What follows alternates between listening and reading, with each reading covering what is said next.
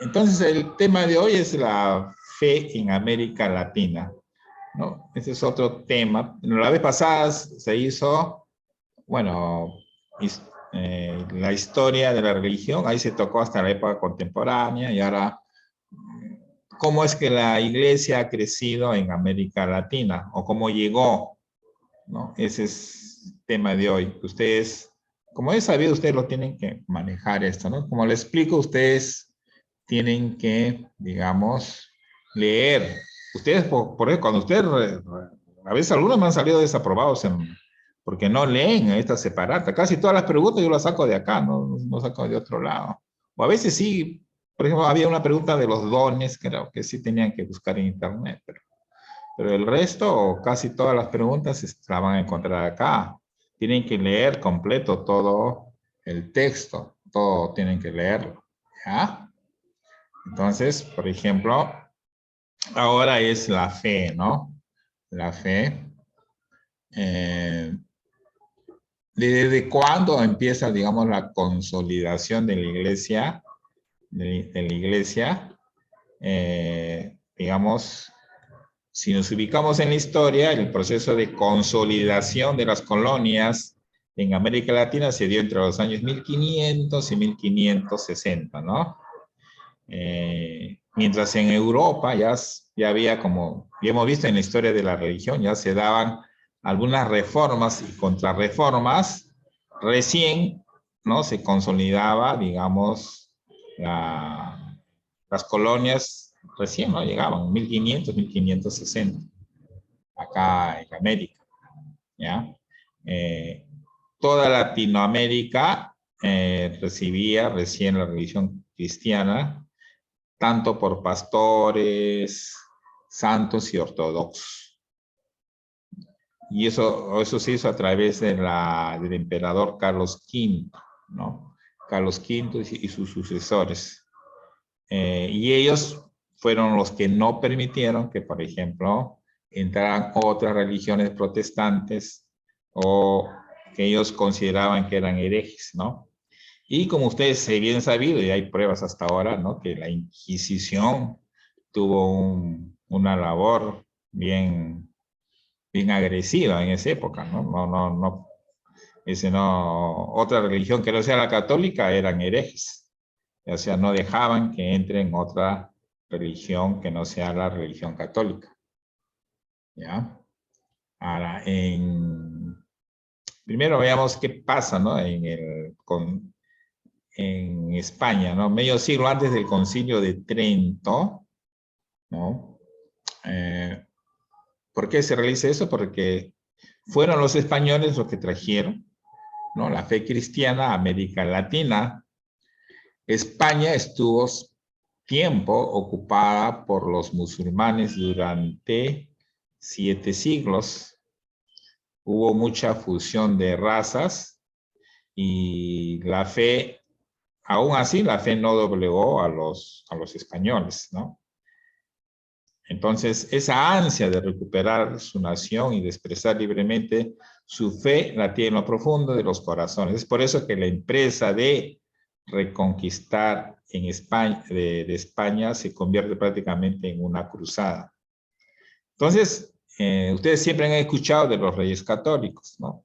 Fernando de Aragón y Isabel de Castilla, los reyes católicos, ¿no? Ellos, digamos, se pone fin a la ocupación árabe de esa península y entonces ahí hay un impulso político, ¿no? Y ahí se puede, digamos, ese impulso político también hace que esté el espíritu de la aventura, ¿no? Y también, y mucho entrega en la fe cristiana. Entonces es ahí con ese impulso espiritual es que impulsa a la evangelización cuando ellos ya descubren, ¿no? América en el año de 1492. ¿Ya?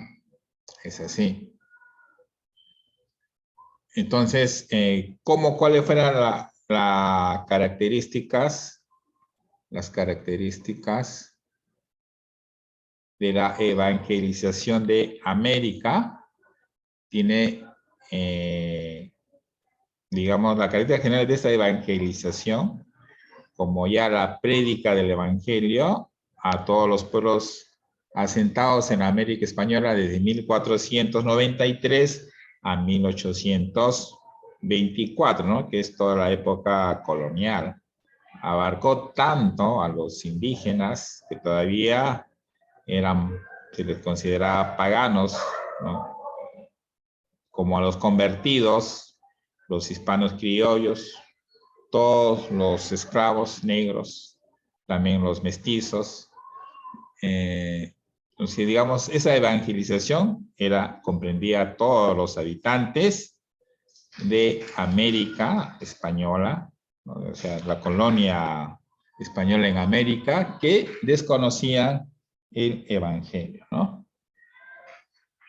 ¿Cuáles son las huellas? Todo lo que vemos ahora, ¿no? Catedrales, santuarios, fundaciones de carácter apostólico, conventos, monasterios, parroquias, archivos, bibliotecas, museos, ¿no? Mucho arte también que han dejado, que es durante toda esa época, que digamos es, digamos, la huella de la evangelización de América, ¿no? Ya, entonces, ¿qué más? Luego ya más adelante, ya hay, digamos, muchas ideas, avances. Y entonces la iglesia ya se presenta como ya un poco, no más como así como una religión, sino ya se presenta como un sujeto que genera cultura de vida y esperanza, ¿no? Entonces, la iglesia en Hispanoamérica ofreció mucha credibilidad, ¿no? Entonces, por ejemplo, ya hablando en este siglo, en el siglo anterior, 1921, 91, se reunieron, por ejemplo, los dirigentes de los estados iberoamericanos en Guadalajara para afirmar que comparten raíces y rico patrimonio de una cultura fundada en la suma de pueblos, credos y sangre diversos. Entonces, ese es un dato cocinado por la historia, es que la primera evangelización marcó esencialmente la identidad histórico-cultural de América Latina. O sea que en este evento, ¿no? O sea, llegan como una especie de conclusión, ¿no? Que esa evangelización marcó, ¿no? Esa identidad histórica y cultural en América Latina, ¿ya? Por ejemplo, fruto de eso son, por ejemplo, sus diversos santos que existen, ¿no? O sea, que han salido de esa época, ¿no? Ustedes, por ejemplo, Santa Rosa de Lima, San Martín de Porres y otros santos más. También la historia de la evangelización en América también reconoce a muchos mártires, varones y mujeres, obispos, presbíteros, religiosos y laicos, ¿no? Todos ellos también lograron o fueron, digamos, uno de los principales estimuladores, ¿no? Para que se produzca esa evangelización, ¿no? En toda América. Entonces, estos son algunos detalles que hicieron de que, por eso ustedes ven, por ejemplo, ustedes en la actualidad, si tienen la oportunidad algún día de viajar a otros países, van a ver que hay en América hay muchas creencias católicas, religiosas, en diferentes países. Tienen santos, tienen todo, tan igual como acá en el Perú. Y todo es porque, digamos, empezó desde de la época colonial.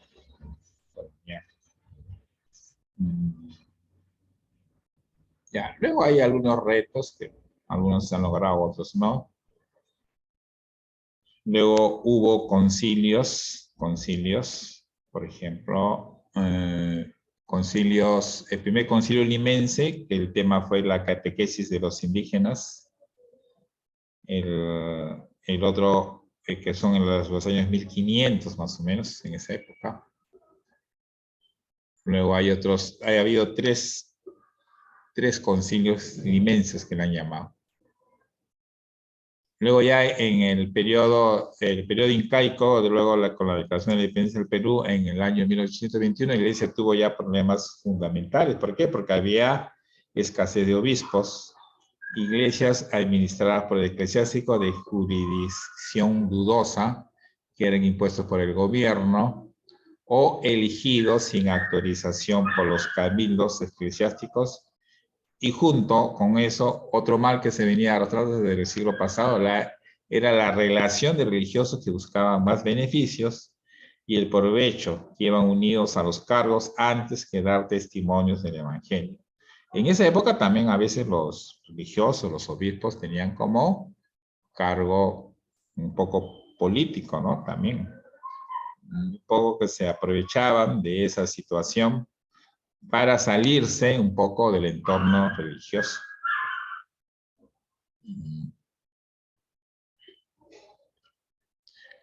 Por ejemplo, ya en el año de 1834, el Papa Gregorio XVI nombra, ya.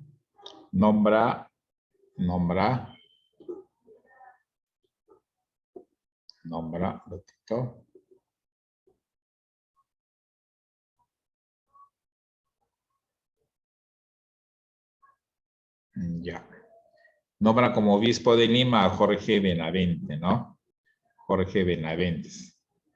A Jorge Benavente lo nombra como obispo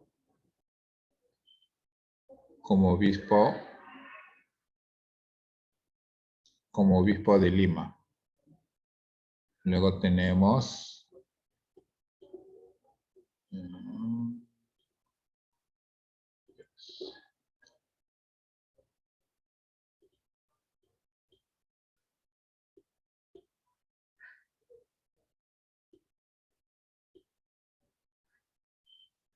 ya, luego también forman los obispos para Trujillo, para Chachapoyas. Ya en el año de 1853, la Santa Sede reconoció al Perú como Estado independiente, ¿ya? Cuando nombró a Agustín Guillermo Charún como obispo de Trujillo. Ya hay otras sedes que se van creando en diferentes partes del Perú, ¿no? Ya. Entonces, ese es más o menos un resumen de todo lo que es la fe católica acá en América, ¿no? Que todavía sigue en producción. Todavía, digamos, ya en estas épocas, a veces ya las religiones están mucho relacionados con la política. Ya ha habido, digamos, algunos cambios, muchos cambios, ¿no? En la religión católica. Por ejemplo, ya a veces ha habido, el contenido de la evangelización ha cambiado bastante, ¿no? Por ejemplo, tenemos la evangelización de la cultura, que es indispensable en este proceso. Se trata de inculturar al evangelio. ¿Qué es esto? Como encarnar el evangelio de las diversas expresiones culturales de nuestros pueblos. Entonces es una idea, ¿no? Luego, así como Cristo dice, se encarna para salvarnos asumiendo todas nuestras características y rechazando el pecado, su evangelio se hace presente en nuestra cultura, excluyendo todo lo que se opone a la realización del hombre, purificando así la cultura y haciendo de ella una auténtica cultura cristiana. También está en esa actividad cristiana la promoción humana, ¿no? Luego el Señor Jesús contenido en la nueva evangelización. Y una parte interesante es la misión de los adolescentes y los jóvenes en la nueva evangelización.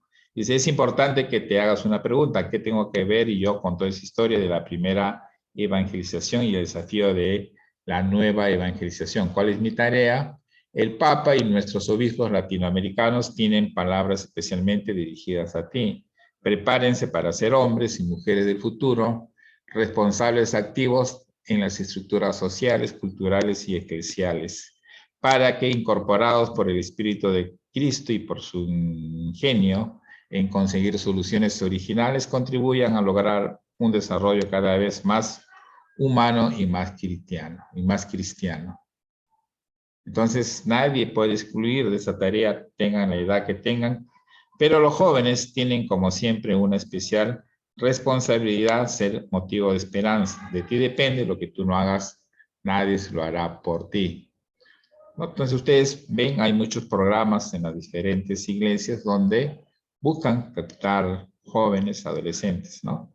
Para que ellos sean los portadores de la nueva evangelización.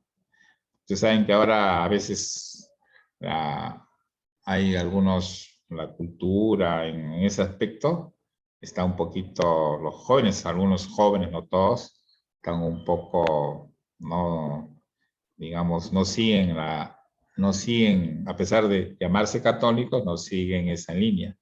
Entonces la iglesia busca en la actualidad que los jóvenes se incorporen a sus labores, como, ¿no? Que ellos sean también portadores de ese, ¿no? De la religión católica, ¿no? Que sean, digamos, los nuevos líderes, los nuevos motivos de esperanza para que ellos no colaboren y logren, digamos, que el Perú, en este caso, tenga más, no, esté mejor, ¿no? Como repito, ahora la religión católica, sobre todo, ¿no? Y otras religiones siempre tienen ese concepto de, digamos, de estar siempre adelante, ¿no? Buscar. Entonces ustedes ya tienen que realizarme en su tarea, está esta última parte, está acá, está en su tareita, tienen estas 4 preguntitas. Por ejemplo, ¿cuál es la finalidad de la nueva evangelización? Ya casi lo último que les he dicho. ¿Cómo puedes tomar parte en la tarea evangelizadora de la iglesia? Ya pregunta abierta. Investiga la biografía de Santo Toribio de Mogrovejo. ¿Cuál fue su misión en el Perú? Eso lo pueden ustedes averiguar de internet. ¿Qué cualidades como evangelizador ha vivido y nos enseña Santa Rosa de Lima? ¿No? Esas 4 preguntas están como tarea, ¿ya? No se olviden. Entonces ustedes realizan esas tareitas, que son preguntas cortas. Todas las preguntas las van a encontrar aquí. Algunas sí tienen que investigar. Por ejemplo, de Santo Toribio de Mogrovejo no está en esta lectura, está brevemente nada más. Pero ustedes investiguen su biografía y vean cuál es su aporte o cuál fue su misión en el Perú, ¿no? Por ejemplo, qué cosa nos enseñó Santa Rosa de Lima también. Y ustedes siempre en sus tareitas deben agregar imágenes, ¿no? Pueden pegar imágenes, ¿no? Como ustedes gusten, ¿ya? Como repite, estos cursos son ustedes para que lo lean, lo interpreten, ¿no? Y llegar ¿no? Llegar porque todo este curso como taller de religión es un poco ver la religión de otro modo, ¿no? Como un poco más tener un poco más de cultura en esta religión, ¿no? En nuestra religión. Listo, entonces hasta acá nos quedamos. Nos quedamos. Repito, hagan sus tareas, ¿ya? Hagan sus tareas, ¿ya? Ya le dije la fecha que tienen que presentarme sus cuadernos y sus videos, no se olviden. Y no se olviden, día viernes sí o sí hay su práctica semanal. Hagan su práctica semanal. Si encuentran algún problema que no está, no pueden entrar, me escriben a WhatsApp personal. ¿Ya? Listo. Entonces ahí nos quedamos hasta la próxima clase. Nos vemos. Chao, chao.